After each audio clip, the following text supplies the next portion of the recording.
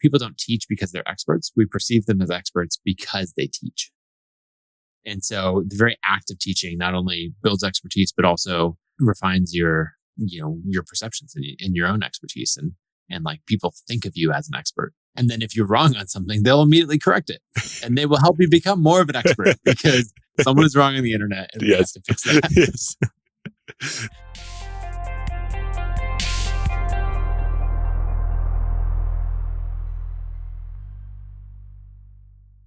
I've been schooled by all the people in your Twitter mentions that Idaho is not, in fact, in the Midwest, which I know that it's not, but I don't know what to call that region either. Northwest. Okay, it's Northwest. You consider you put yourself in the same category as like Seattle. Yeah. I mean, we border Canada, right? We, yeah. I mean, if you look geographically, look at the Rocky Mountains, and just look at which side of the Rocky Mountains Idaho is on, and that should definitively answer it. All right. So you're Northwest. Oregon, Washington are Pacific Northwest, to be specific. You know, some people say Idaho is Pacific Northwest as well. I think that might be a little bit of a stretch. Okay. Okay. I'm willing to concede that point. I do stand by my Midwestern is like a state of heart. And I feel that energy from you. There's just like something wholesome that comes through in everything that you do, which I deeply appreciate and resonate with. And like a lot of my very favorite people seem to have, for whatever reason, like grown up in the middle of the country. I will include the Northwest and the Midwest and the Great Plains and whatever. And then even if they spend some time on the coast, still sort of like have those roots, wholesome roots and values. Yep. Yeah.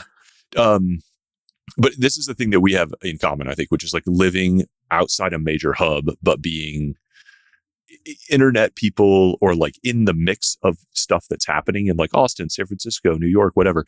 And I'm just curious, like what your relationship with that is. Is this like of extremely deliberate decision? Is this a path dependency thing that just happened that you're sticking with? Like, how's that happened for you?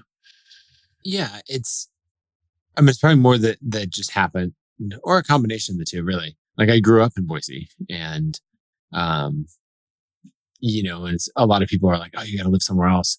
And I've traveled a whole bunch, but actually I realized the longest I've ever been away from Boise. Actually, Cody Sanchez and I were talking about this for a project she was working on, where I realized I didn't even move away for college. Like the longest I've ever been away is I spent 5 weeks in South Africa once. I've done 6 weeks in Thailand, 5 weeks in Europe. Like I've done those type of stints. But I think 6 weeks is the longest period of time I've ever been away from Boise, Idaho. And, now family's here. We have the farm. We've got, we're never leaving. But I end up on the road a decent amount. I was in New York 2 days ago. I probably do 15 to 20 trips a year. And so it's a good amount of travel, but Boise is a good home base. I feel the same way about Kansas City. I think there's like, it's just different trade-offs. But there's something I've always seen in you is like the ability to play your own game, like to pick and choose the best of what other people are doing, but never get too sucked into the whirlpool, which I think is just really easy to do when you are deep 100% in the echo chamber of like one of those big hubs. You have the advantage in Kansas City of being right in the middle of the country as well. And so getting to a lot of places is much quicker. Not that Kansas City is a huge airport, but I think it's probably bigger than Boise. Yeah, we just built a new one. Kansas City's got 2 million people in it. Like, it's a pretty big city. Yeah. Boise, the valley is like almost 1 million, but not quite. But I think I've underestimated how like being right smack in the middle of everything helps. Like my good friend Grant Baldwin is he's a pilot and flies his own plane, and he's in Nashville, and like just the like that where he can fly within 2 hours of Nashville. I'm like, oh, okay.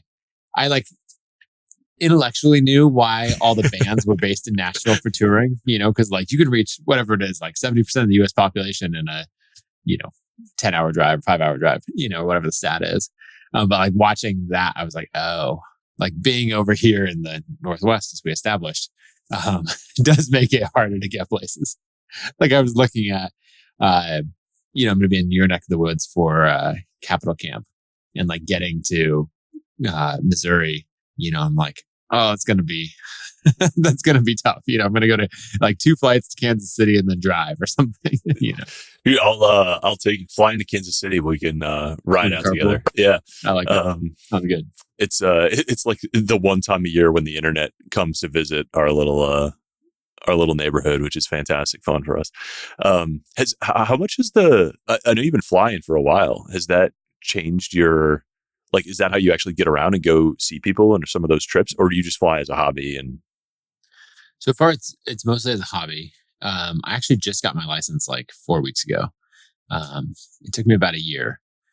And I did a bunch of trips with flight instructor friends of mine, where it's like, I feel good enough to do this trip, but I'm gonna, like, legally I got to bring you along. It's just fun. Because I waited for like 2.5 months to be able to get a check ride with the FAA to be able to take the test. So like met all the requirements, and they're just crazy backed up on everything. So yeah, I've flown it. I own a Cirrus SR22. Yeah, it's like a Sky Ferrari. That thing's amazing. Yeah, it's pretty great. Ferrari might be a bit of I describe it as like a Honda Civic that flies, Well, it's just bright red. That's what I was going with. It is bright red. I've flown up Boise to Phoenix, which is like 600 miles, but that was like 4 hours with a headwind, and that was like, like maybe the Southwest flight would have been like a little more efficient. I've done Palm Springs, LA, San Francisco, that kind of thing. It's great for that. But I did look at like, oh, I could fly to Capitol Camp, like Columbus, Missouri. And I looked it up, and it was like, no, it's like 6.5. I think I could do it in 6 hours if the wind was neutral, and like probably with some stops. Yeah. Yeah, exactly. Yeah, oh yeah. In the app where you plan everything, it pops up and it's like, this flight exceeds your maximum fuel allowance. And you're like, yeah. So not worth it for that kind of thing, but it's a ton of fun. Like my son and I, he's 9 right now, and we went down to Palm Springs, and just him and I on the plane, 3 hours. Like, it was a great trip down there. Was this a huge, had you been working towards this for a while, or is it like pure like, oh, I can do this now, I'm in? I wanted to do it for a long time.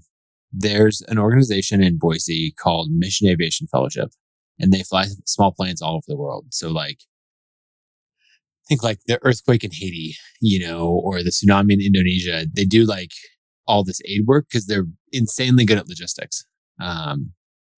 And because they fly planes and helicopters, right? And so in these situations, the Red Cross would be like, all right, you're in charge of communications and logistics. Like, tell us what to do, because they'll be the first to like rebuild cell phone towers and all this stuff. And we have friends, like family friends, that are flight instructors with them. And it happens that their world headquarters are here in Boise because there's all this backcountry flying like in the mountains from here.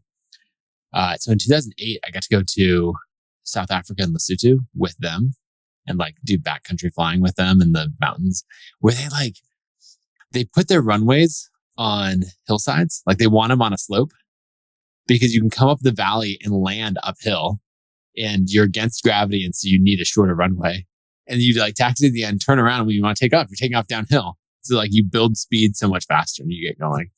But it's just like this crazy mountain flying they do. And so ever since then, I've like, this would be so cool to fly. And then I guess it was just over or right about a year ago that I was like, all right, it's time to pull the trigger on it. And it took me longer than I would have liked. I think it was, 13, 14 months total from like, all right, I'm starting training to actually having my license.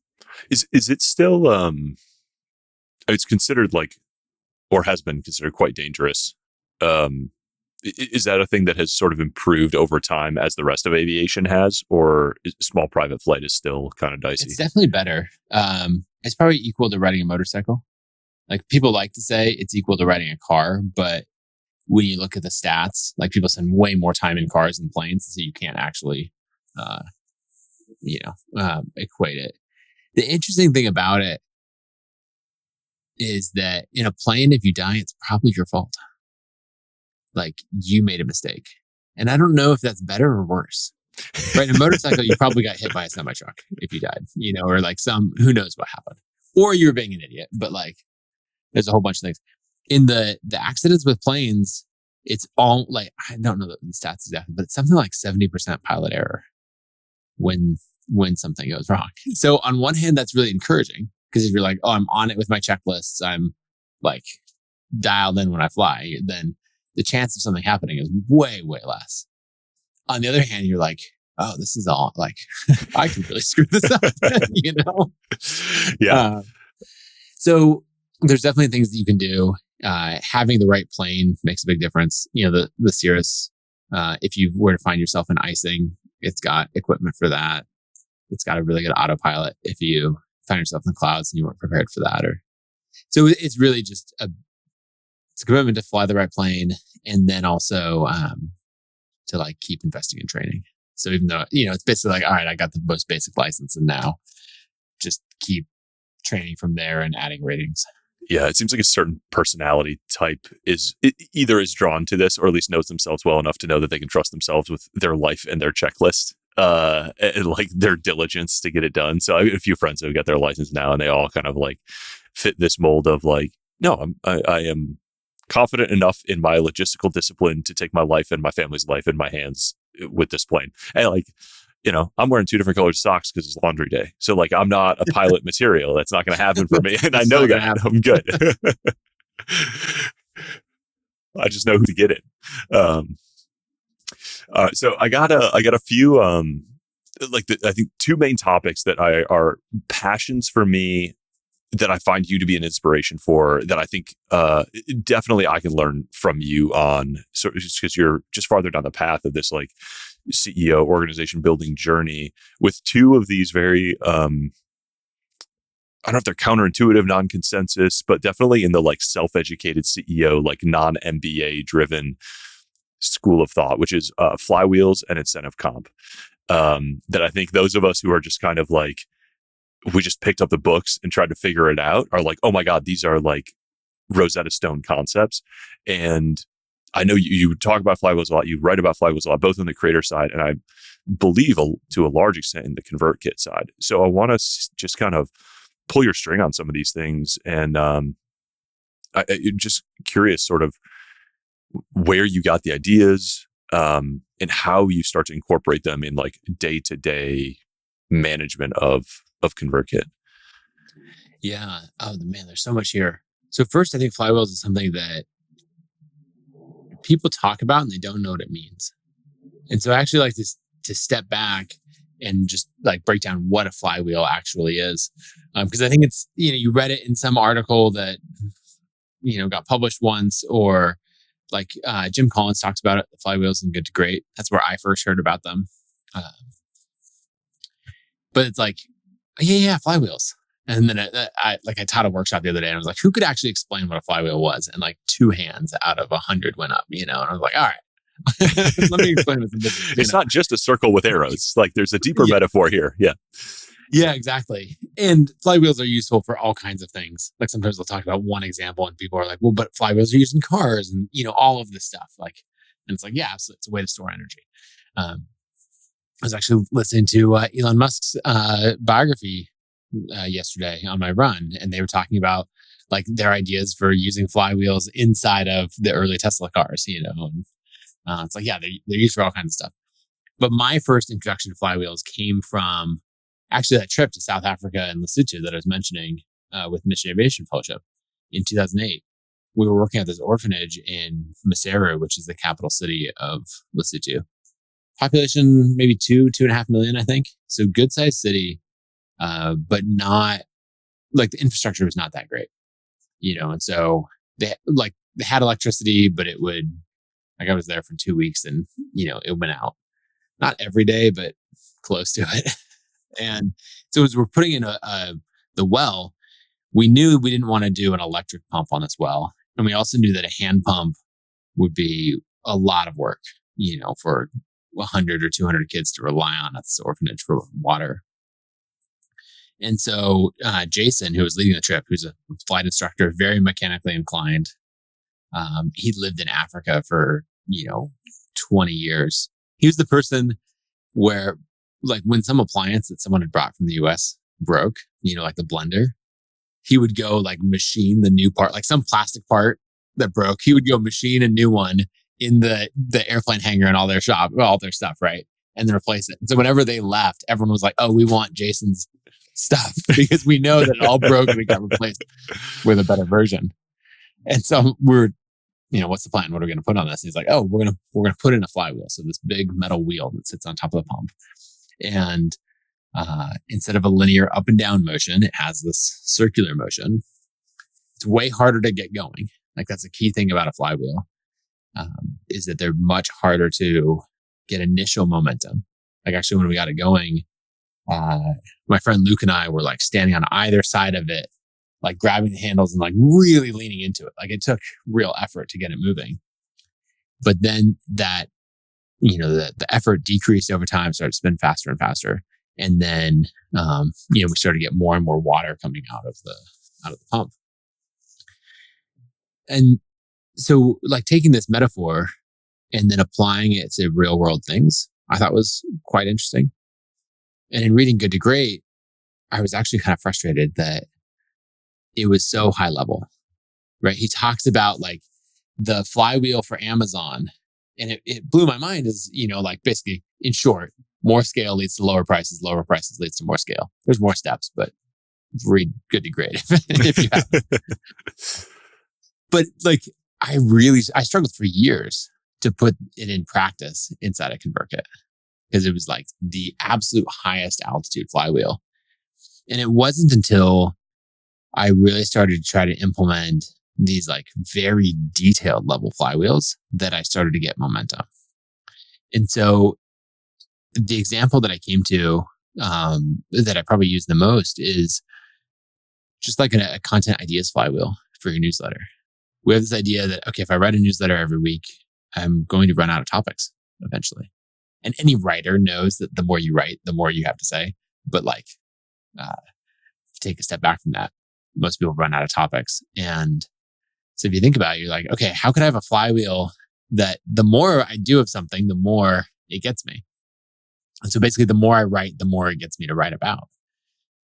And basically what we have a lot of ConvertKit creators implement is as you have new subscribers come in, it's the first step.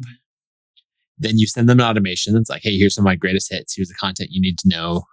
For me, it's like my flagship essays, Ladders of Wealth Creation, some of these other ones. And then a couple emails in, I like to send a really like a personally formatted email that looks like it came just from me. And I'm like, hey, what's your biggest struggle related to learning this topic? Hit reply and let me know. You categorize all those responses, Google Sheets, Airtable, Gmail label. I don't really care. And then when it comes time to write the next newsletter issue, you look at those replies of someone saying like, oh, I'm really struggling trying to figure out how to grow my audience on this platform. Or, when I was teaching design, it was like, here's this niche thing that I'm trying to figure out how to do in designing iOS apps. It's like, well, that's what my audience is about. So let me take that one topic, write it into a full newsletter, send that out to everyone, and go from there. And so I really defined 3 laws for flywheels, and I'm toying with making a 4th. But the first one is with a flywheel, every step should flow smoothly from one into the next. So that's that completing the loop. The next is that every rotation should get easier with time. Every rotation should produce more results than the previous rotation. And then finally, the one that I'm like toying with, I think it's a law, I'm not sure yet, is that a flywheel can only have one goal. And if you try to have multiple goals, it will put unnecessary friction on the flywheel and you won't get momentum. So looking at, this content ideas flywheel, it's basically as I get readers, those readers give me their frustrations, give me things to write about. Writing about it gets me more readers, which gets me more frustrations, and on you go.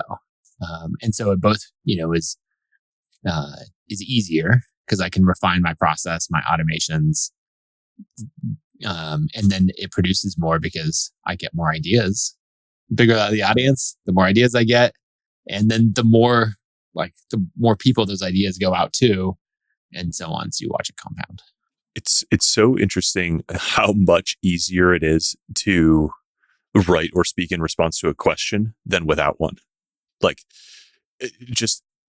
night and day. Like, you could struggle for 3 hours to write a blog post, and then as soon as your friend calls you and says, like, "Hey, what are you thinking about? Like, what's top of mind?" Or, "Hey, I have a problem," all of a sudden 5,000 words just falls out of your mouth before you even know what happened.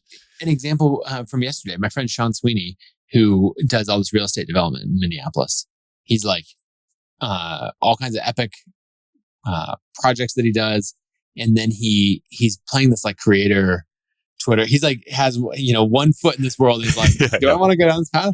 I think I follow him. Hey, as I do this, I'm getting all of these questions on like very specific things.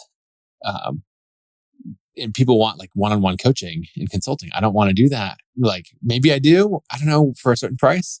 What should I do? And so he sends that to me. And, I would have never thought to write an article about this. But I'm just like, oh, Sean, look, it's handled 3 ways. First, people do the public podcast or that format. I'll answer any question, but I'm going to do it in public.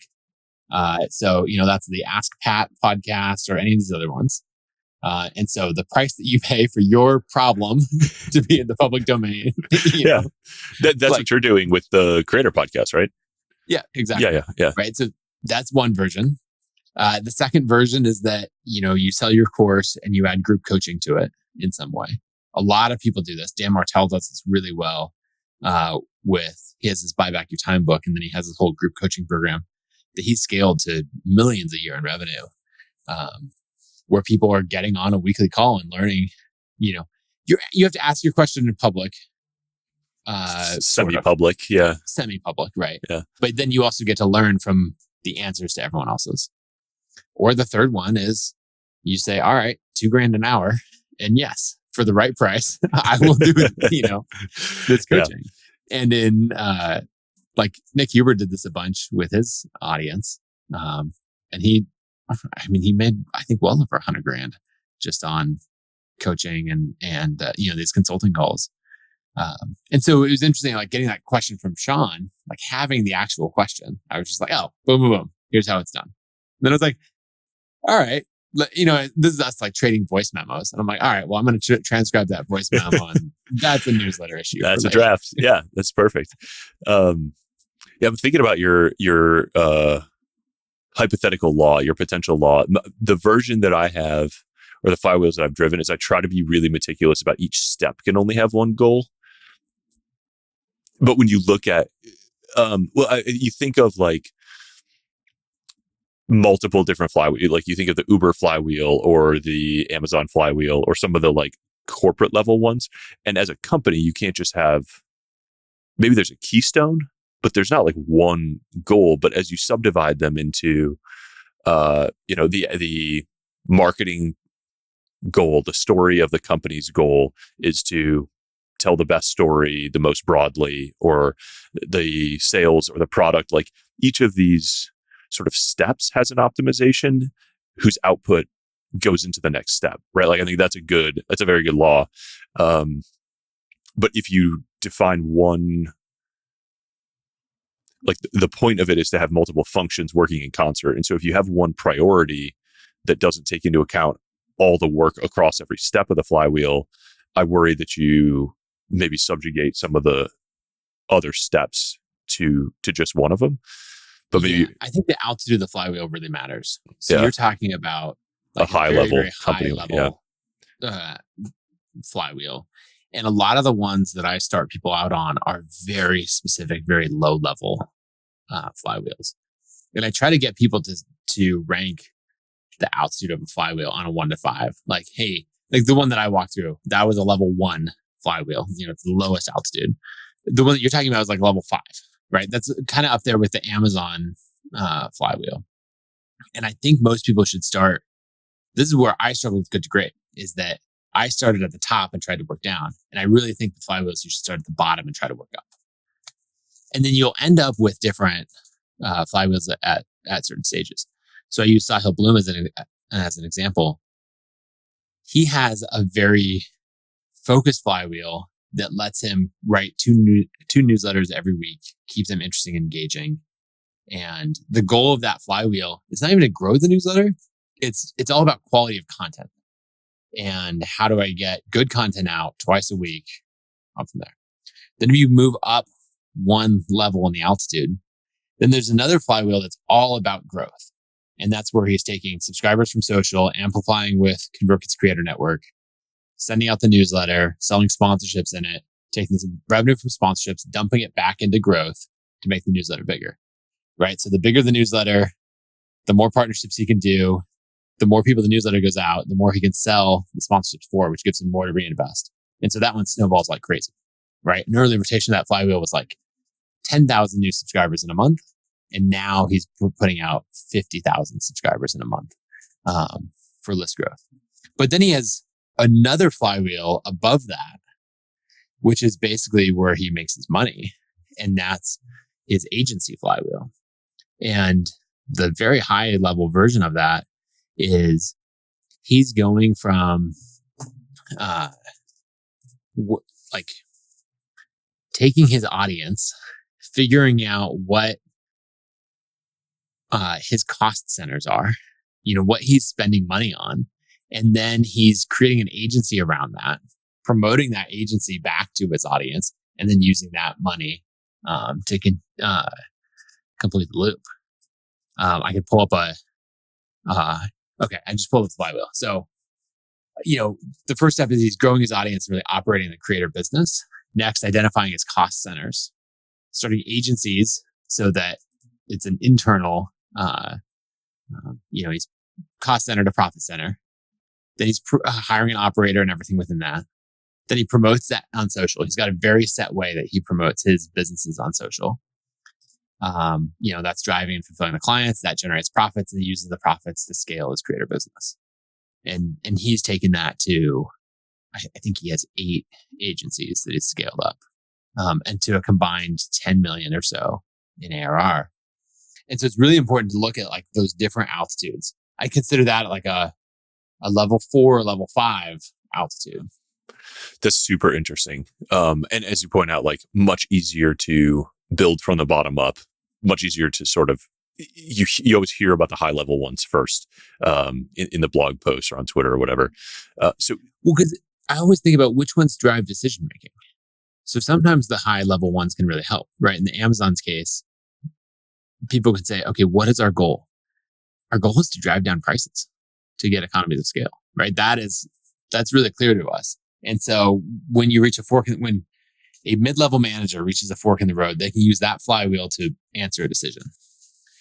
When the creator writes out a flywheel, it's often like, produce great content to grow the audience, for new opportunities to help me produce great content.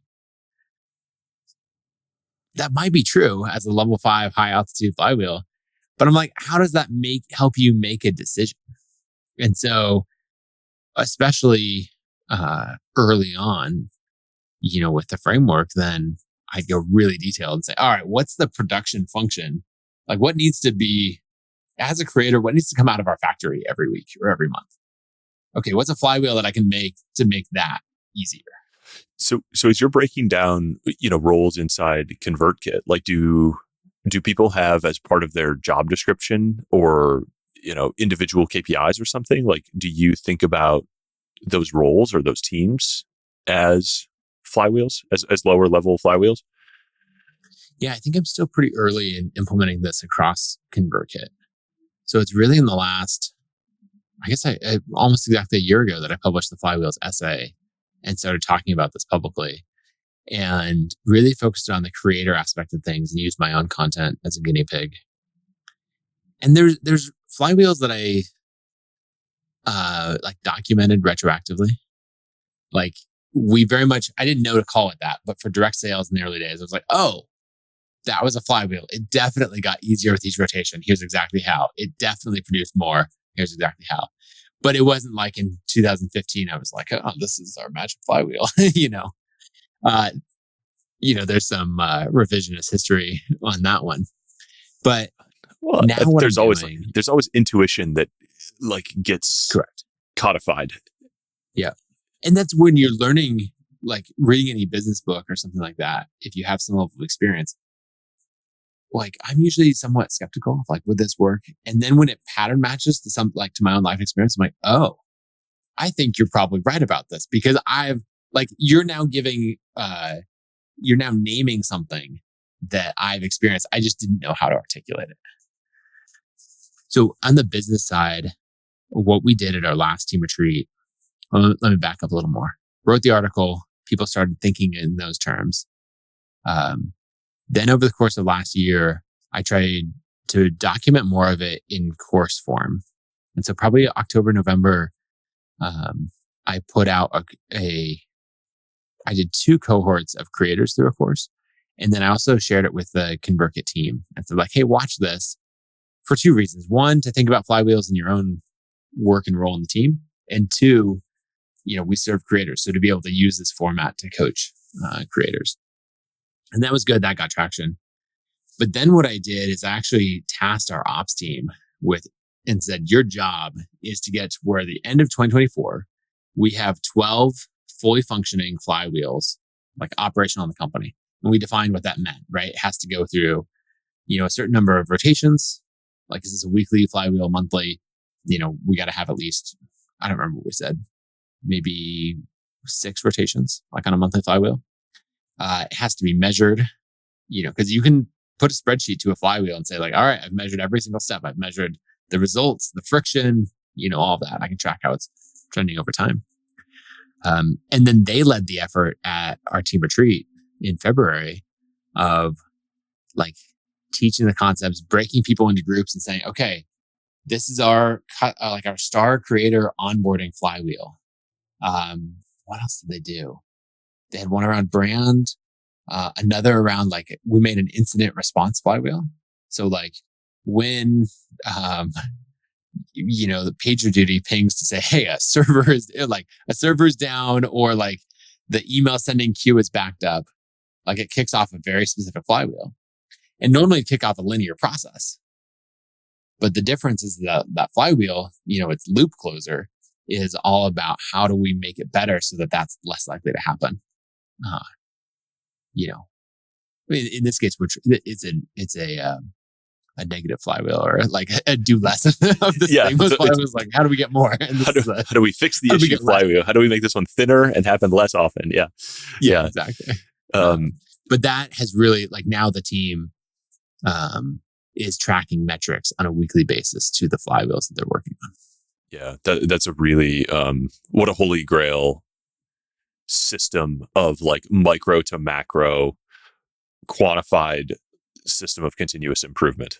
Like that has to be, you couldn't describe a better, tighter system for like continued success than a transparent system of interconnected, like ever more positive results. And if you design that all the way through and can actually rigorously do it. Let me give you another really practical flywheel, because something that happens, if we go back to the original analogy, and think hand pump versus flywheel, right? The most common thing that we would put on that well would be like the hand pump that you'd find at a campground.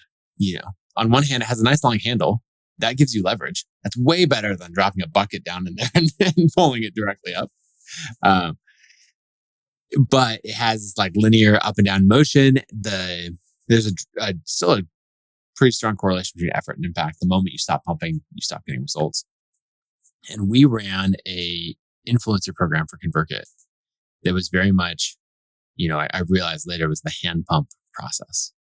And basically what it was is we said, okay, we want user generated content of people talking about how they use ConvertKit. And so we, in hindsight, I was like, what were we doing? But we went out and like identified 30 or 40 creators we wanted to work with. A mix of like Instagram, Twitter, YouTube, that kind of thing, short form, long form video. They were all different sizes of audience. We figured out what content was the right pitch for each one of them, like for them to talk about, made that bespoke. We negotiated custom contracts because some were like, I don't have a big audience, but I'll make you great content that you can then run as ads. Others were like, you're really paying for access to my audience of 100,000 subscribers. So it was all custom from there. And then the reporting and everything else. And we ran that. We probably got 4 months into that before we realized, actually what happened is the person running it took another job somewhere else and it just died. Like there was no momentum and no continuation on it.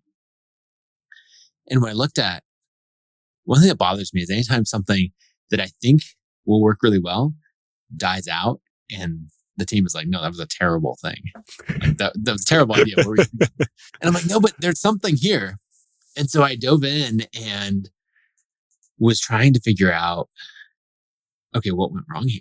And I realized that we had just made the most ridiculous hand pump process and there's no flywheel there. There's really no leverage. And so the bigger this got, the more work the person managing it had to do. And we're going to have to hire someone else and on from there. And so I sat down with Tom, our head of social media, and mapped out, we worked together to come to, okay, what's the flywheel version of this? And what we realized is we need to focus on earlier stage creators. So they all fit into a nice bucket and a single contract can work for all of them. And if someone's like, hey, but what about like my audience is 5 times as big? And it's like, cool, this program's not for you. And so what we came to is we said, okay, we're paying all these creators $1,000 a month. It's locked and we're doing, we'll do it for 6 months at a time. Next thing is every creator gets the same brief. So our product marketer knows here's what we're promoting this month, right? Our automations are huge release for our automations. They already wrote this brief for the whole marketing campaign. That brief gets tweaked a little bit, but then dropped in and all 15 creators who are in this program get the same brief. And it would be the same if there's 150 of them. Yeah. Exactly. Super high leverage. Yeah. And then as it goes through, you think, okay, we need to, we have a content review process, right? Is this something that we would want to post? Well, let's do that in public. They're all creators. They can give feedback on it. Now they're all posting. So we want 3 videos a month. Oh, we streamlined and said, we're just doing short form video, right? So another thing in the hand pump process was, but there's so many platforms. It's like, great. For this flywheel, short form video is it. And then what we realized is, okay, now they can start to give each other feedback and riff off each other and be like, oh, that was a great idea. Like, mind if I do something similar over here? Have them talking to each other in a Slack channel. And then we realized that amplification is really important. And so what if we incentivize them to all engage with each other's videos? And so we just said, hey, here, we'll pay out a bonus for any video that crosses 10,000 views on it. And so now they're all incentivized. You easily end up in something of like, say you and I are in it together and I'm like, I could be rooting against you, but now we just flip the incentives and now we're working together. And so my incentive is to comment on your video because that's what the algorithm wants. And you're going to get this boosted. You're going to comment on mine. We're going to drive that early engagement. And we paid out a bunch of, these I think $300 to $500 bonuses for videos that go over 10,000 views and get that traction. And then the next step is that we take the videos that get the most engagement and we give them to our ads team to amplify. And then, as we go around, we can further grow the program from there. So it's like a very stark contrast between the hand pump version and the flywheel version. And we had to cut out a bunch of stuff that would have been nice. We had to exclude a bunch of people that would have loved to partner with us with something else. But now, Tom runs this process in 5 to 10 hours a month, whereas it was someone's full-time job. Amazing. And you designed it to be that's a huge win-win for the creators also. If they are having successful videos, that's growing their audience, they're collaborating with their peers, they have a really stable agreement with you. It's really clear what success looks like from your point of view. That's a great one. And if that process works, you could very easily adapt it for long form written or long form audio, whatever. Yeah. And I would clone the flywheel and make the appropriate tweaks instead of early version of me is we can accommodate everybody in every format. And it's just And that's the thing is that I love to do in flywheels is to measure the friction. And you could do it, try to do it scientifically. I just do it on a 1 to 5 scale. And I go around for each step. And I was like, all right, how much friction using that one was it to create the creator brief? It was a 2 out of 5 because I already made it over here. All right, that's easy. How much friction was it to review content? Oh, maybe we got a bunch of new people in, and like maybe that was a 4 out of 5 this time.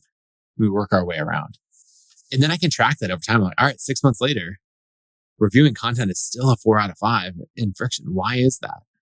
And I can figure out how to improve that and really focus on law number 2, because like it should get easier with every rotation. And so if it's not, like I'm doing something wrong. And it's just a completely different way of running the business. The other thing is I operate, someone described this as like the eye of Sauron. And I don't know if that's a good or a bad analogy, but we're running with it. Where like I focus on something in the business and we like get that dialed in, and then I move on and focus on the next thing. And now there's like hobbits scurrying around over here, like trying to destroy a ring, or, whoever knows what. Like basically when I move on to the next thing, the natural state, like entropy or whatever, right? It just declines.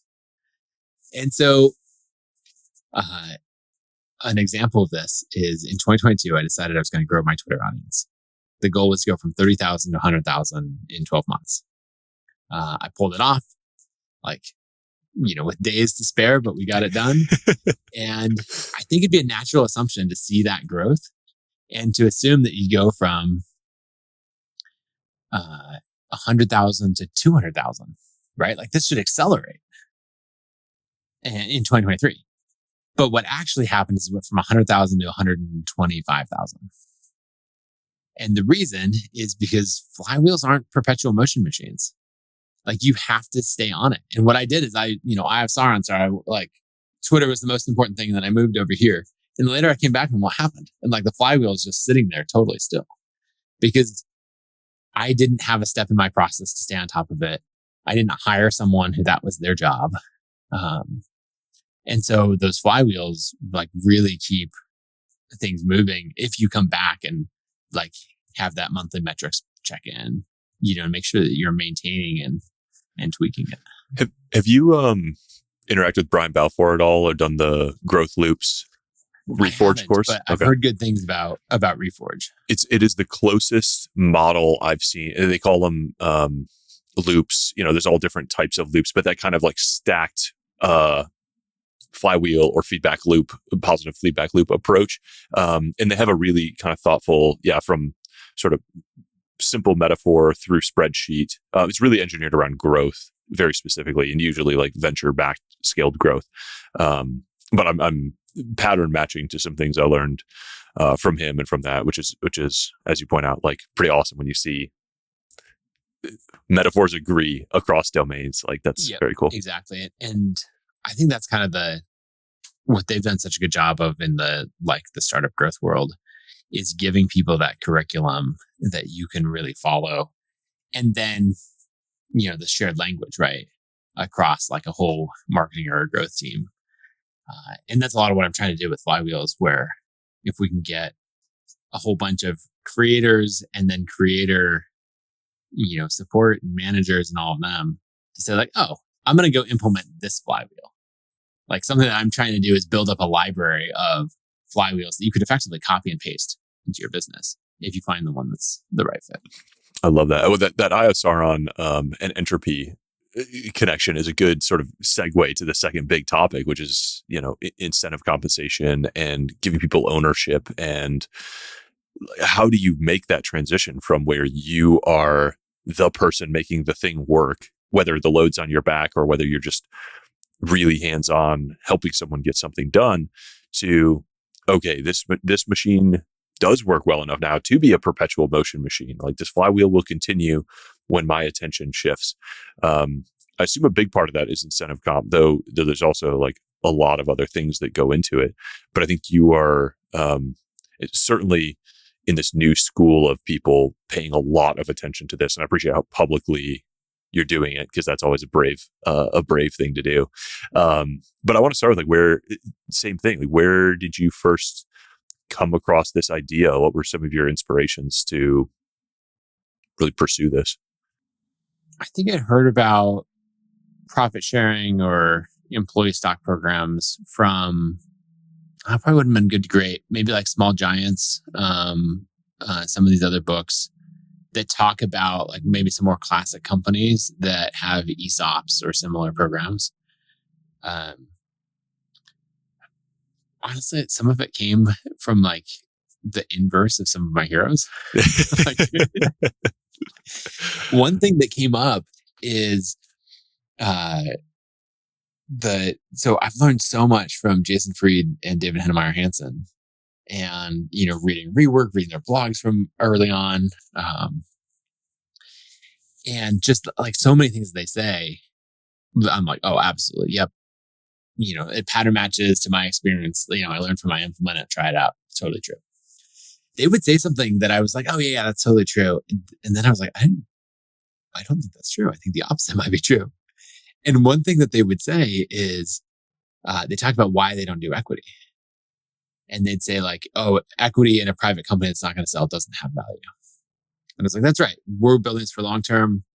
We're not going to sell the company. It doesn't have value. I shouldn't give out stock options. At the time, I had given out equity to an early team member who had joined when we were 2K in MRR, taking over all engineering.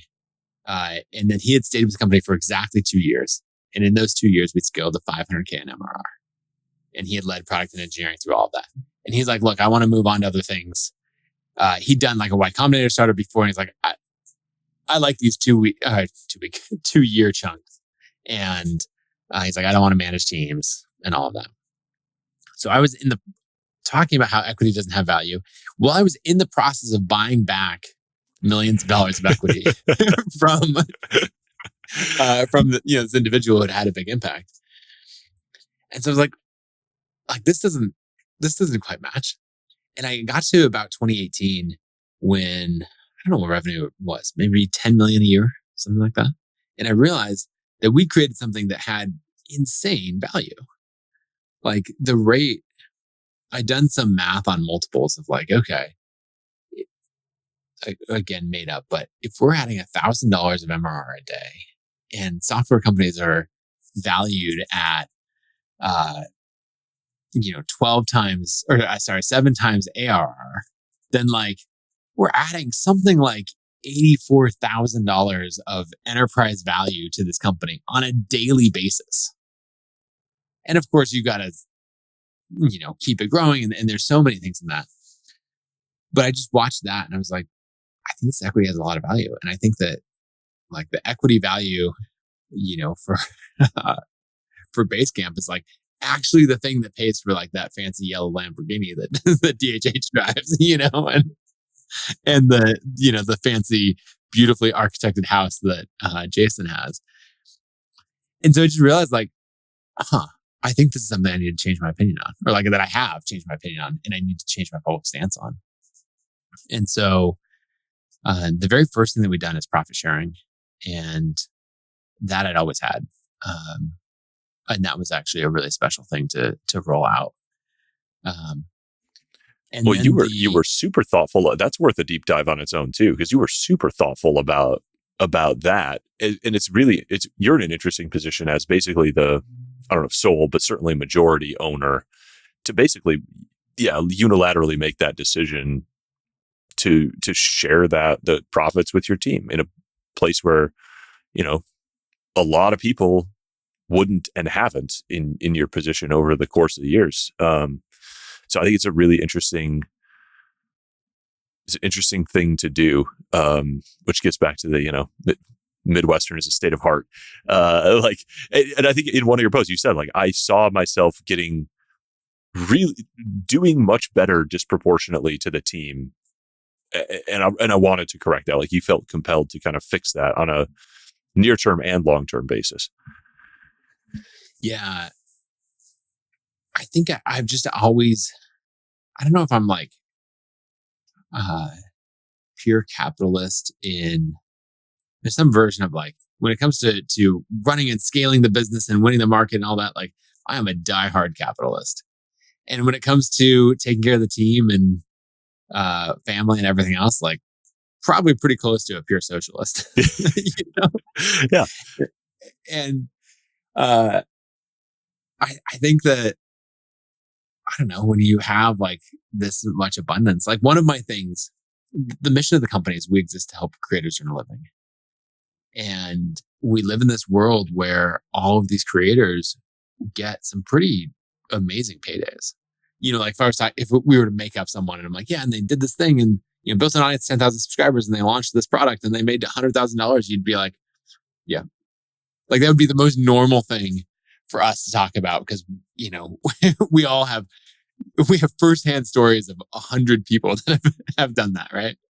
And I didn't want to ever have a situation where we were telling the story of a creator that we served, right? That our software is the backbone of their business, and they did like a $50,000 launch, and our team's reaction would be like, "Oh, that'd be nice. I wish I could do something like that." And to think like, "Oh, should I be on that side of the fence instead of this side of the fence?" Or to think, I'm just doing it for the mission. Like, I could go out and make a bunch of money and be a mercenary as a creator, but like I'm the one building a platform to serve everyone else. Like I don't think you should have to make that trade-off. And so with profit sharing, being able to, I don't know, I guess it's like a creator getting a launch twice a year, when we distribute profit sharing and someone gets their $15,000 or $20,000 check, then one of my goals is to make that a bunch bigger. I really wanted to apply that we exist to help creators earn a living to not just the creators we serve, but also the creators of the platform and, the team. And so that's gone really well. It's a key thing that I'm really proud of.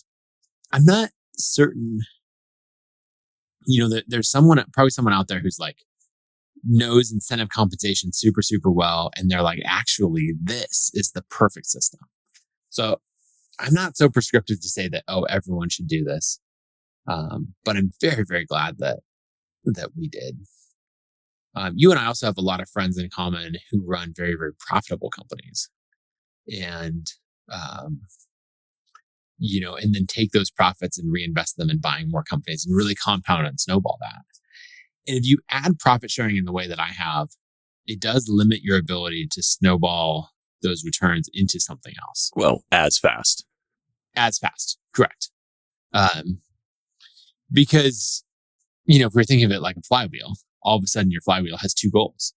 One is to make the team rich, and two is to, fund new opportunities, acquire new businesses, or all of that. And so obviously that's going to, if we're splitting the snow, we're adding to our snow. I don't know where the snow is going, but if we're splitting it off, over time, right? It's not going to accumulate as fast. And so you just have to be thoughtful about all of that. But then I also think that in compensation, most people over-index on one category and miss another. And so the Basecamp guys were like, look, and correctly so, 90-something% of startups that you got all your equity comp in are going to fail. They're going to go to zero.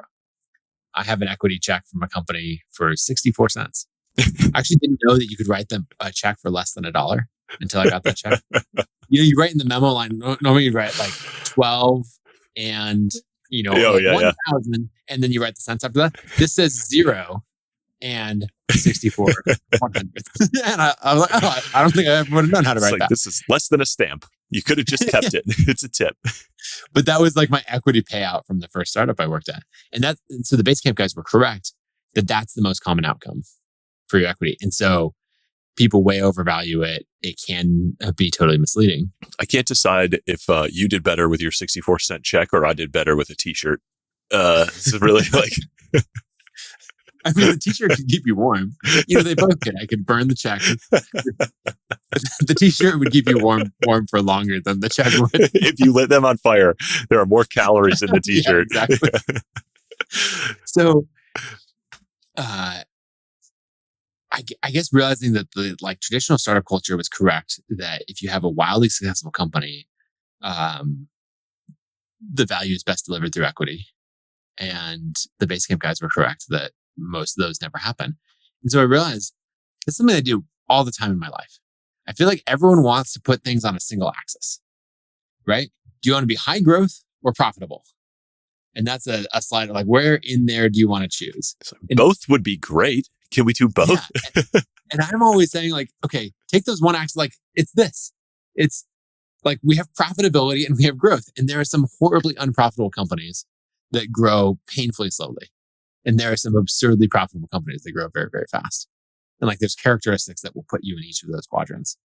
And so I feel like one of my missions in this world is to take everyone's single axis decisions and graphs and way of thinking and to put them at least on two axes. And so one thing that I did in that is, what I coined as the ConvertKit compensation method is to say, our two axes are short-term versus long-term compensation and performance-based versus guaranteed. And that gives us a quadrant. And so short-term guaranteed is salary. Long-term guaranteed is a 401k match, right? We've got that covered. Short-term performance-based is profit sharing, and long-term performance-based is equity. And if we hit each of those four buckets and we find the right balance within that, then we'll make sure that everyone shares the success of the company, short-term and long-term. Everyone's taken care of, so they're not worried about how am I going to pay my mortgage or whatever else. And honestly, if this all fails, at least we've been making 401k matches the entire time. And like, there's 10 grand in a 401k somewhere. And like, we've mitigated some downside. And like, it's simple. And I just wish more people would take that approach.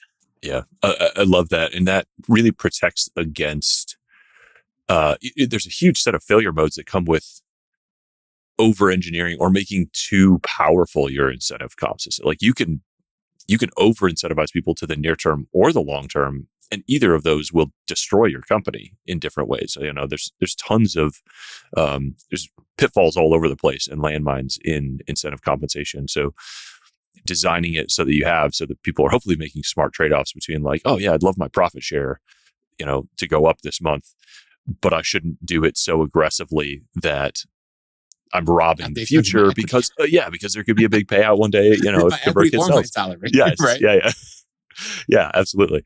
So that's a really clever thing. And I think the other thing, just going back to sort of what you said about the trade-offs between the time or the reinvestment opportunity and the sort of making the team rich along the way, is that you're giving up something quantifiable, which is, an additional expense to your company, that will result in hopefully a bunch of amazing qualitative things, either like longer retention or incremental effort, or even something as like sort of vague as robustness of the system. Like your company will just run better and more reliably and require less of your Sauroning and hopefully have a lower entropy rate if everyone is sort of well taken care of to tend the flywheel, under their care and the person next to them and the person next to them, and just work together a little bit better as a whole machine. And it's,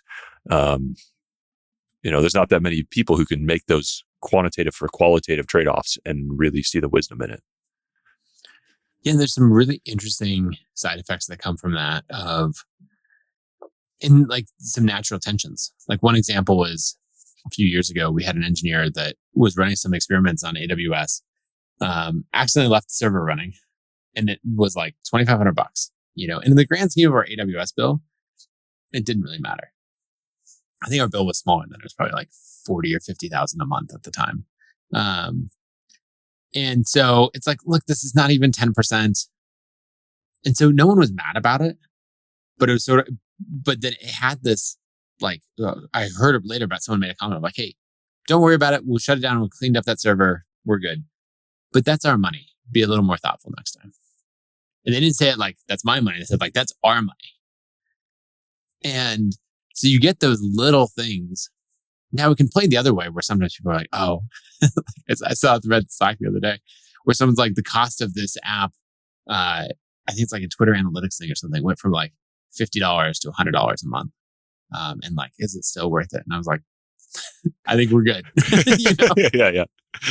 We already spent too long thinking about it. Like, yeah, exactly. Yeah. So, there's trade-off and all of that, but it also keeps that balance of how people think about long-term and short-term. And you'll find I've given equity to people that didn't understand it and didn't value it. And I don't know, that's kind of a cost of doing business. I'd rather, well, I was going to say, I'd rather default to generosity than the other way. And that's actually one of our core values of the company. So amazing. Yeah. I think that's, that is its own little flywheel of like good karma. You just give, and 90% of people who are all the best people will figure out a way to give back. And you will never regret really giving something to somebody who doesn't and taking the chance on it. You also end up just with a huge number of people in your corner. Like that's probably been one of the biggest things that's led to ConvertKit success, is just the number of people that are in our corner. We had an instance, this was maybe 6 months ago, where someone out in the space was just trying to they were out on Twitter, just absolutely trying to trash my reputation. And a bunch of other friends like Sam Parr and Cody Sanchez and others were just like, dude, you can keep trying, but like, I don't think you're going to get anywhere with no one believes you that this is the case, and just one of those things of like, I think you're going to have to be a pretty big uphill battle to make Nathan out as a villain, just in general. I mean, it's just because there's so much good karma out. Like, it's just, this is how we run the business. This is how we operate.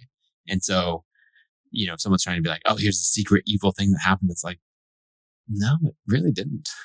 And when you say that, people are like, I believe you. Yeah. How incredible to have the kind of reputation that when someone attacks you, it lowers their credibility. Like that is hard earned, 10 years of giving the way you have to the community and the internet, and, making up many, many friends along the way, which, actually I'm interested to kind of ask you, because I feel like we have enough mutual friends who've overlapped paths with you in a bunch of different areas, that I'm wondering sort of what the professional networks, whether you informally or formally, I don't know if you're in any of those groups, like, how transformative have any of those experiences been for you, or what have they done for you? I mean, the very first one that was totally transformative for me was in 2012. I formed a mastermind group with like 5 other creators. And those are people like Barrett Brooks, who ended up being our COO at ConvertKit for a long time. He did a bunch of creator stuff before and after. He actually just launched a podcast today, I think, called Good Work. Oh, so people should go check out. Oh, yeah, with James Clear's his first episode. It's incredible. Clear's his first episode. Yeah. I think he's got Matt Mullenweg coming up and a bunch of other great ones. So him, Caleb Wojcik, who's an amazing video creator, Ryan Delk, James Clear was joined that mastermind. We, we were all together for a very, very long time. And we all just really heavily invested in each other, in businesses. We do mastermind retreats twice a year where we'd get together and we'd give each other tons of feedback and advice and support. So that was probably the most impactful one. And eventually, like, our businesses went different directions. And it made sense to focus on other, change the cadence of that. But then there's still things, right? When Barrett's launching a podcast, he's like, "Hey, James," everyone's really good friends. And James is like, "I would, be thrilled to be your first guest on a podcast." Where I'm pretty sure, 99 out of 100 people that ask James to be the guest on a podcast, it's just a straight up no. Yeah. He's done his time on podcasts. He must be up in the 4 figures by now, man. He's a machine. Yeah. So that was the first group. There's others along the way. I mean, I hate to bring this one up because it's not around anymore, but the World Domination Summit that Chris Gillibo put together and ran for 10 years, like, so many people tie their work back to it and their connections and everything else. I have a really good friend, Tim Grahl, who's, I think, one of the best book marketers in the world. And he and I have known each other for 8 years. He's helping to advise my next book. And I'm just like so honored to work with him, because it feels like you're working with the person. Like when you look up pop songs and you realize like the same 4 people are behind like 90%, of the hits. Like, yeah. Tim's one of those people where you're like, oh, this is how it's done at an expert level. And I met him through that event. I think other ones, there's one called Mastermind Talks that have been a part of the last 5 or 6 years. That one's really, really good. Good friends like Dan Martell, and plenty of others are in there. I went to Baby Bathwater. I spoke at their event. That was a really interesting one. There's so many of these out there. Mm-hmm. I haven't done Hampton other than like guest lecturing at some of their events, but I've heard really, really good things. And then people still rave about YPO. Like I know a lot of people who are just like, basically, if you get in an amazing YPO forum, then there's nothing else like it. This is probably an overlapping question. I'm in some of my final kind of like a little broader questions here. If you got time for a few more, what do you think as you're kind of looking back, the biggest inflection point was?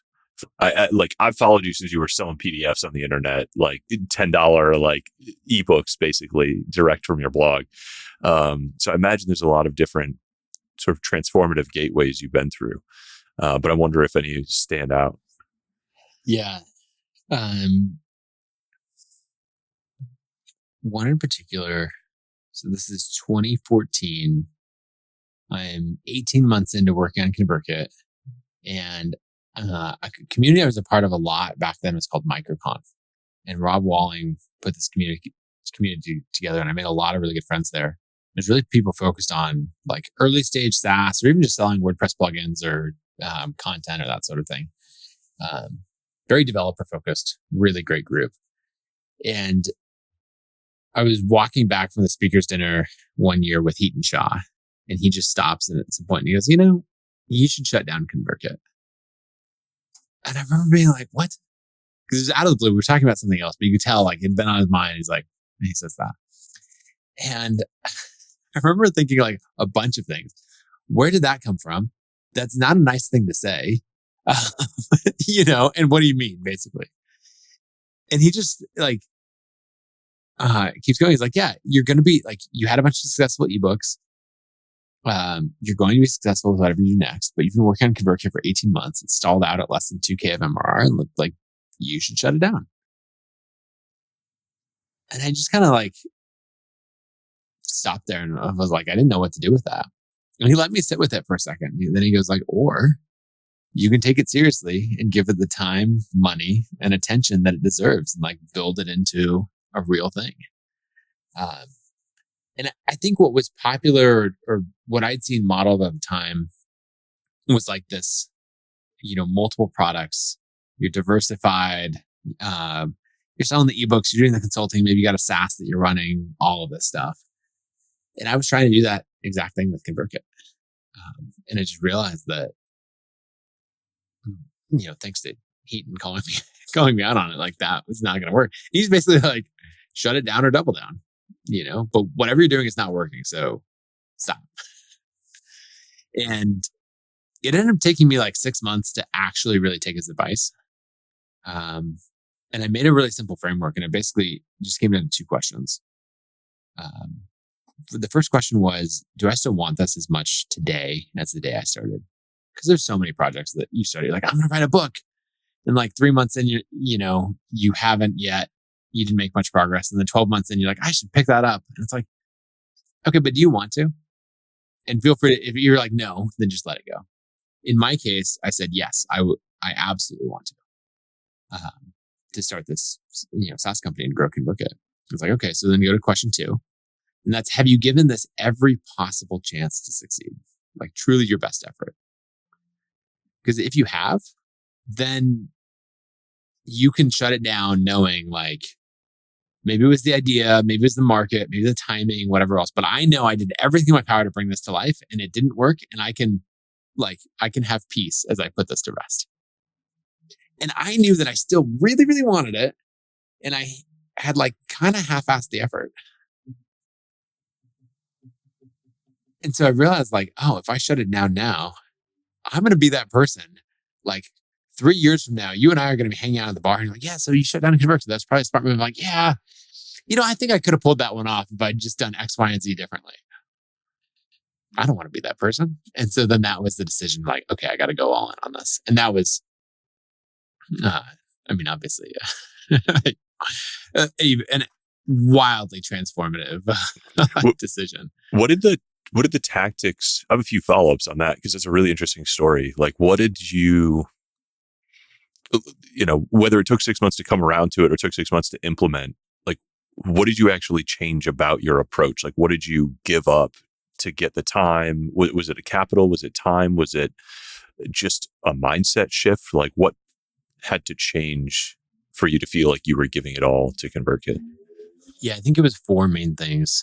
The first thing was focus. And so I'd written 3 books at that point. I was making good money from selling them. And I just stopped focusing on them entirely. And I said, ConvertKit is the only thing. The second thing is I'd been working entirely with contractors. And my friend Danny Inney had this line that I heard around this time. And he said, if you pay for half of someone's time, you get a quarter of their attention. And it just stuck with me because there's something different about when you hire someone and you're like, you get like, they're just working on this problem. You're not one of 6 clients, all of that. And so I hired my friend David to lead engineering and like the product got so much better so quickly because he just obsessed over it. And then I needed money. I had this whole thing. I was like trying to bootstrap it just with customer funds and the initial money I'd put in. And I realized like we needed a step function. And so I took $50,000 and put it in like to pay David's salary and hire a couple more people on the team. And then the last thing is that I really focused on a niche. This is actually advice from Tim Grahl, where he was like, look, you are trying to be all things to all people, and you have to choose a niche. And so first I tried to focus on authors specifically, but I was attracting a lot of like, my dream someday is to write a Kindle book. So maybe it was like very, entrepreneur level.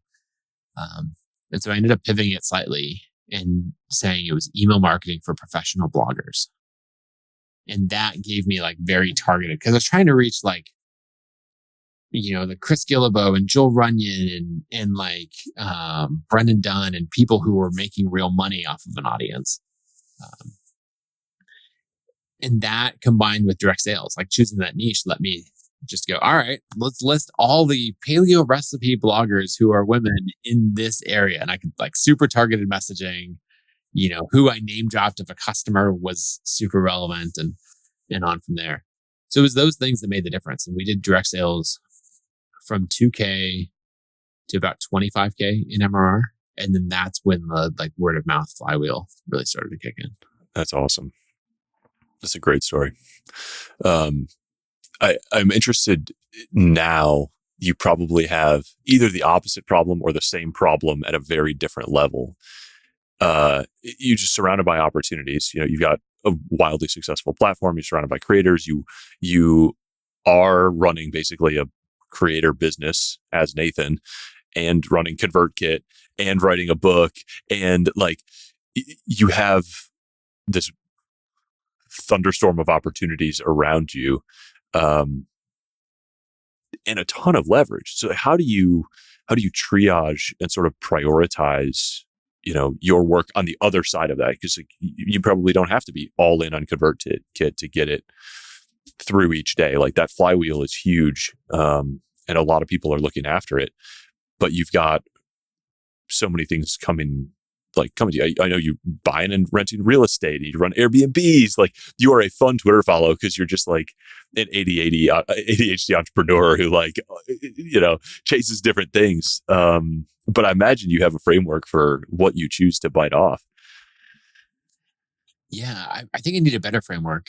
One thing is to focus on what keeps the game interesting and worth playing for a long time. Dan Martell talks about this in his book, Buy Back Your Time, of how the biggest risk to any business is the founder burning out or losing interest or giving up.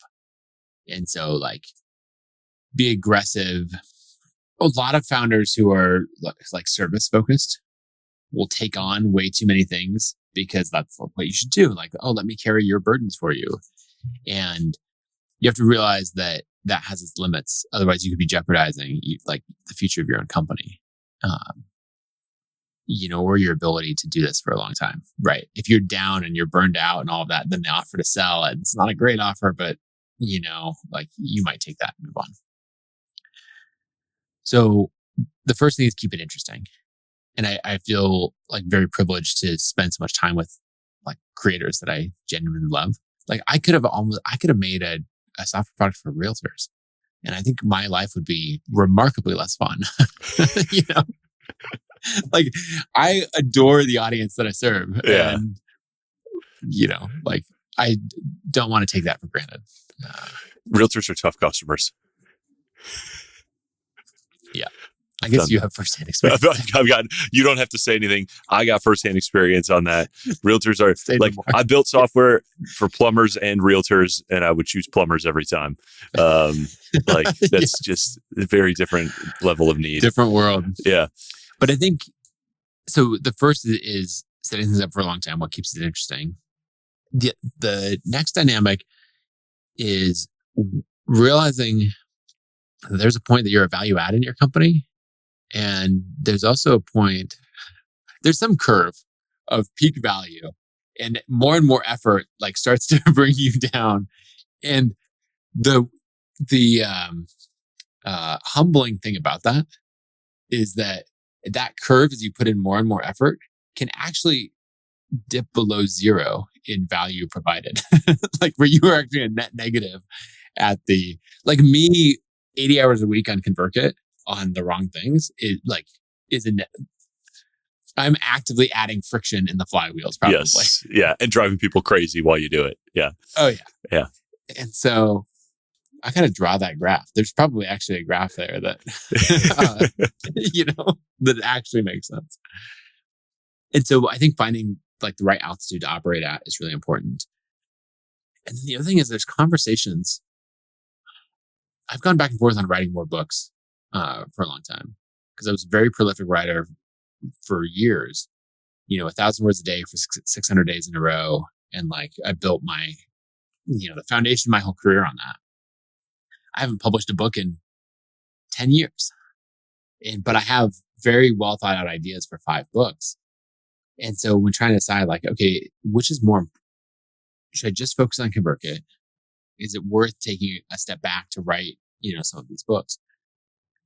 And what I realized is that decided, I guess, because we don't know for sure if this is going to work, is that there are certain conversations in marketing and all of that you can do as an author that you can't do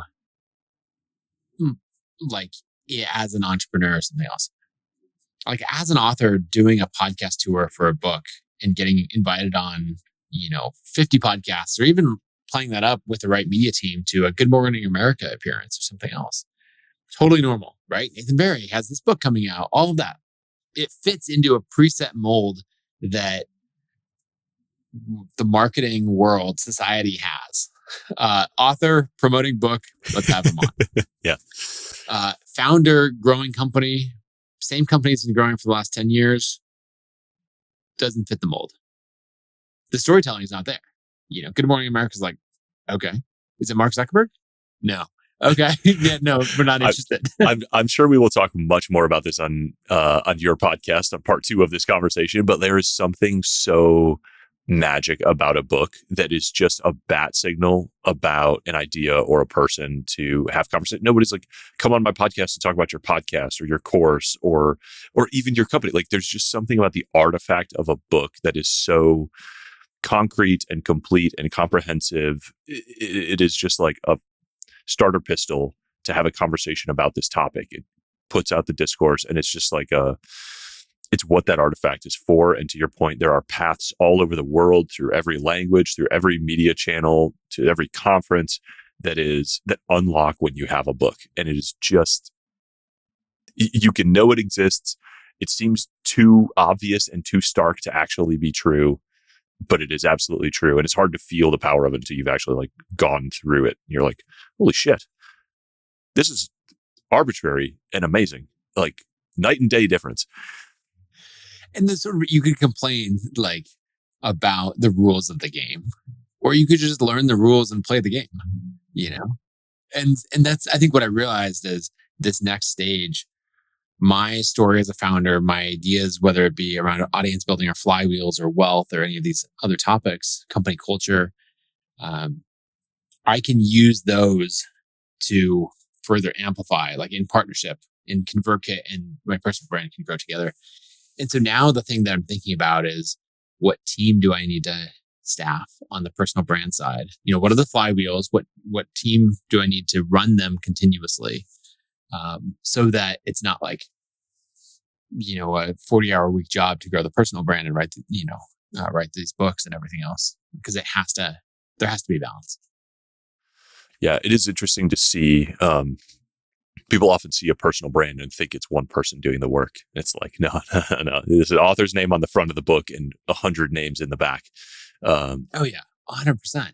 And whether it's someone, you know, has just done interviews and hired a much more capable writer to write the book for them, like that's a fantastic path.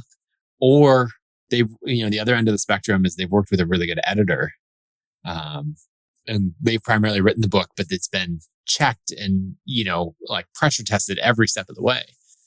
But there's still some idea that people have out there of like, oh, a book is, you know, Eric, you probably went off into a cabin in the mountains and just like unplugged with your typewriter for 6 months. And then a book came out the other side. And it's like, that's not how things work. No. And it's not how, it's not how Instagram works. It's not how podcasts work. Like, you know, if you hear somebody sound like a genius on a podcast, maybe it's because every single thing, every edit, every pause was pulled out, and there's like an Instagram filter for speech on there. It's just like sped up, you know, 0.2%. Like there's weird shit people do to their not this one. We sound like normal people on this podcast. But there's all kinds of sort of illusions out there that people take advantage of that aren't healthy to like compare yourself one-to-one against. But yeah, I think that's awesome. I would love to see more of your ideas out in more forms. Like if you're not already writing this Flywheels book, you should be, because this is a deeply fundamental concept. I'm for trying to running live a good the business book right now so I can write it. Yeah, that's amazing. It is definitely, I remember having that feeling too, reading Good to Great and some other blog posts of just like, this is a labeled door of a great idea. I felt the same way, honestly, about the leverage chapter in the Almanac and Naval. Like, this chapter doesn't satisfy people about this concept, but it is an amazing introduction to what should be its own whole, really like maze of content and ideas and structures and things.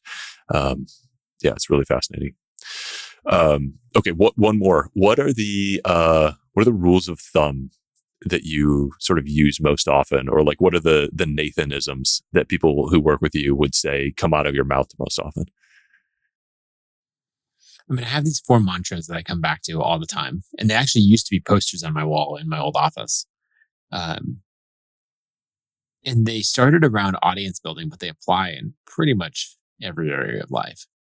The first is create every day. Like in the early days of ConvertKit, I would think about, is this product, like you're going on such a giant journey. I just say, hey, is this product better today than it was yesterday? That's it. That's the whole bar. Did we just move it forward a tiny bit? Did we take at least a few steps in this marathon that we're on?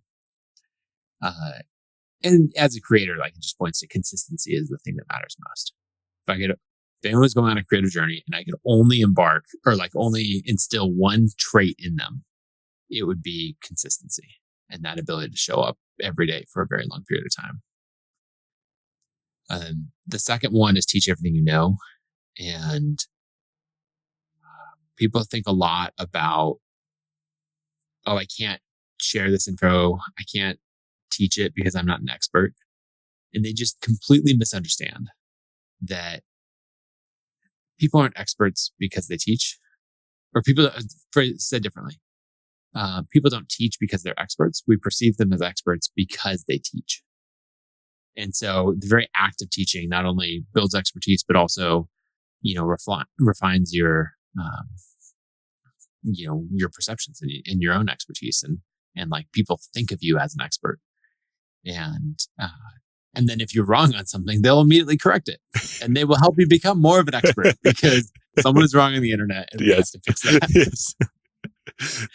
And then I think quickly the other two are work in public and default to generosity. And so work in public is just go on a journey that's worth following and talk about it.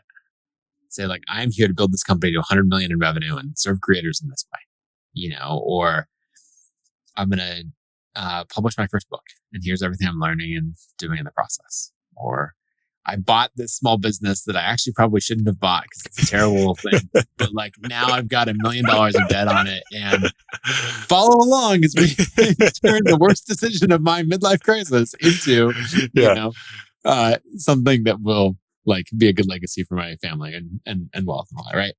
But there's something so powerful in working in public and saying, this is where I'm going, and follow along on the journey. And people want to follow individuals. And I think it's a small thing of just a small shift. Hey, what did I do today that I could write a Twitter post about? And then once you do that for 90 days in a row, then say, okay, what could I compile of that I could write a weekly newsletter about? And then you watch it go from there. And the last one, default to generosity. It's just when you hit a fork in the road and you're like, should I do A or B? And it's just like, which option is more generous? And 9 times out of 10, that will serve you just fine. Yeah. I love all of these and how they support each other and the sort of worldview expressed by them. And I hope more people adopt them. It's a great, hopefully it's a contagious worldview. I think there's a good chance it could be. I think if I would sum it up in one thing, it'd be a level of optimism that comes from the idea, like, I believe that the future will be better than the past because I'm going to play a role in making it so. Like, it's a very active maker mentality. And it's like, yep, here we go. And it like invites people around you to do the same thing. Yeah, I love that. And I find that guiding a lot of my progress now. Like if I find myself, I spent so long making decisions where the first variable was that I was optimizing for was like, does this generate more income than my other options or save more money than my other options? Which is like the first 10 years of almost everybody's career is just like, what Brent Beshore calls like the knife fight of entrepreneurship of like, wake up, grab knife from nightstand, like try to survive another day. And being able to now make those decisions that are like, if you're doing this just for money, don't do it. Like but if you do things that are going to make the future better, that happen to also make money, you will enjoy every single day. You'll have much better relationships, and you'll still make plenty of money, and probably actually even more than you would have if you optimized for that in the first place. Yeah, I think that's absolutely true. Cool. All right, this concludes part 1 of the Nathan and Eric saga. We're doing a little swippy swappy, so we'll pop up next on your podcast. Although we don't know the publication dates, but this has been awesome. Publication dates, but yeah, on $1 Billion Creator, if you search for that, then we'll do a full deep dive on the story of what's going on at Scribe, our thoughts on publishing, what I'm doing with books coming up, all kinds of things. It's gonna be very, very fun. I'm excited about it. Thank you for coming and teaching everything you know. It's very generous of you. Thank you.